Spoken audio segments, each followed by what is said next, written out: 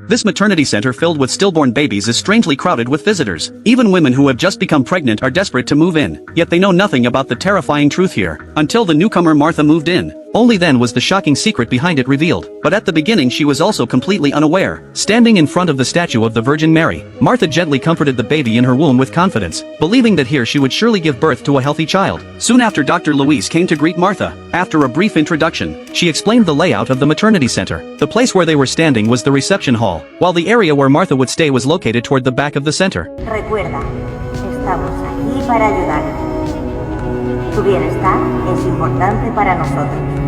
The announcement playing over the speakers sounded like it promoted the idea that mothers came first, but the real purpose was to quietly influence their thinking. On the way to Martha's room, Dr. Luis explained why she was wearing protective clothing. It turned out this was already the era after a climate catastrophe, and this maternity center, which pregnant women were desperate to enter, was called the sanctuary. It served as a refuge where pregnant women could avoid pollution and safely carry their babies. The reason the staff wore protective suits was to protect these mothers, because they had to move in and out, and they did not want to bring contaminated things from outside into the sanctuary. The services inside the sanctuary were also extremely attentive. There were not only top-level facilities, but also prenatal yoga and preparation for childbirth, as well as craft classes. The goal was to make pregnant women feel as comfortable as they would at home, so they could do whatever they wished. This made Martha instantly fall in love with the place. However, while Luis was introducing, the playing cards provided for entertainment, beautiful music suddenly echoed through the center. Hearing the music, Martha showed an unusual reaction for the first time, and became completely absorbed in it. When Luis noticed the look of fascination on Martha's face, her expression immediately turned serious. Soon Martha met another staff member. After Luis introduced him, Martha learned that his name was Victor, nicknamed Three Hands and the director of the maternity center, and he happened to know the most about Martha. Yet Martha knew nothing about him. After greeting him, Luis took Martha to see the garden. In this post-climate disaster era, Martha had never seen such refreshing scenery. Seeing the joy on Martha's face, Luis proudly explained that the place had a complete ecosystem, just like gardens from the past. Besides the garden, there were even birds in the sky untouched by pollution. The place truly felt like a paradise hidden from the world. Yet Victor, who was quietly observing Martha from the side, looked troubled. As for the reason, it would remain unknown for now. With the appearance of an ultra-modern pure white dome, Martha finally arrived at her living quarters. There she met her roommate Rocio. After bringing Martha there, Luis had completed her task. Inside the room, Martha and Rocio began chatting. When Rocio learned that Martha was already 12 weeks pregnant, she looked shocked and asked why she had not come earlier. From the way she spoke, it seemed that in that era, as soon as a woman became pregnant, she was expected to move into the maternity center. Martha explained that she had previously been in China, saying her husband was a diplomat, and there had been some issues with the visa when returning, but she had already done many medical checks and the baby was fine.